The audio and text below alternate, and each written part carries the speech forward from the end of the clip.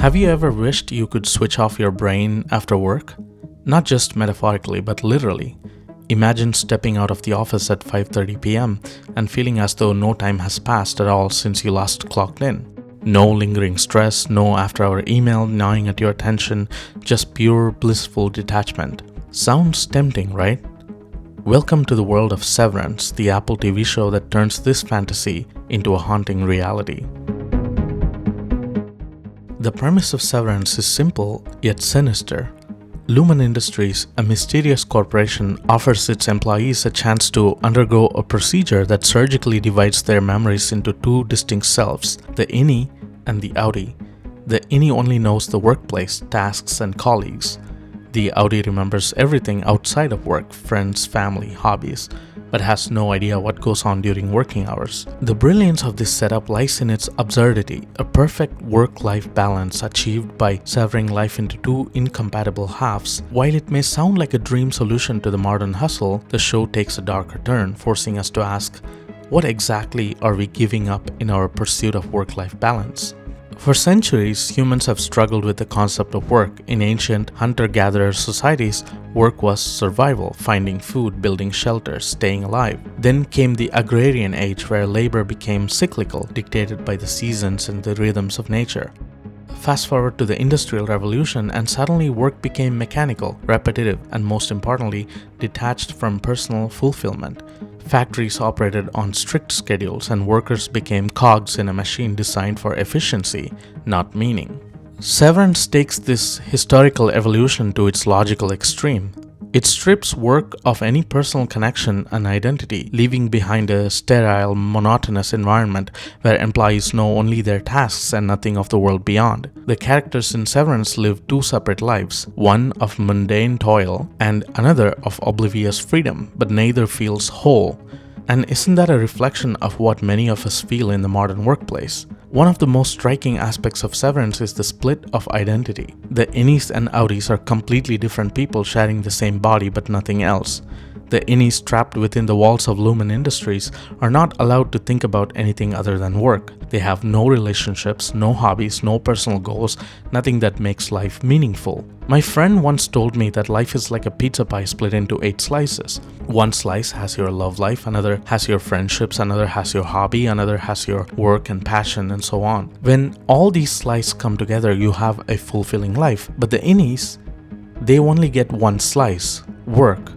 And when that slice is the only thing on the plate, it becomes bland, depressing, and ultimately meaningless. Deprived of anything resembling a full life, the Innies inevitably descend into depression and madness. Think about it. How often do we separate our work selves from our personal selves? We wear professional masks, speak in corporate jargon, and compartmentalize our emotions to fit into the rigid mold of the office. When we get home, we try to shake off the day's burdens, but they linger in the back of our minds. The idea of leaving work at work is often just that, an idea. In reality, we carry the weight of deadlines, performance reviews, and endless meetings long after we've shut down our laptops. Severance doesn't just critique corporate life, it delves into deeper existential themes. What does it mean to be a person if your memories can be divided in two? Is your identity tied to continuity, or can it be fractured into different roles? The show raises chilling questions about autonomy and free will. The Innie trapped in a perpetual loop of work has no say in their existence, no hobbies, no dreams, no agency beyond their assigned tasks. Meanwhile, the Outies, while seemingly free, subconsciously feel the weight of something missing. None of the Outies shown in the series are truly happy. There's a pervasive sense of unease, as though part of their soul has been stripped away. They carry an invisible burden, unable to understand why life feels incomplete. The subtle void eats at them, reflecting how even the illusion of freedom can feel hollow when something essential is absent. The Outie enjoys a life free of labor but remains oblivious to the ethical implications of their decision. In essence, both selves are incomplete, two halves of a broken whole. The ancient Greeks believed in the concept of arete, or excellence in one's craft as a path to personal fulfillment. But as economies grew and societies became more complex, work shifted from a source of meaning to a means of survival. Many of us work not out of passion but necessity. We trade our time for money, hoping to reclaim fragments of meaning in our personal lives. Severance magnifies this dilemma by literally severing work from life. It shows us how hollow both can become when stripped of context. But work doesn't have to be hollow, right? Ideally, work should be something you care about, something you're passionate about. When I found my way into video production, it wasn't just a job, it was a calling. I could pour my creativity, my thoughts, and my energy into something I genuinely loved. Sure, there were deadlines and stresses, but it felt meaningful. That's the difference.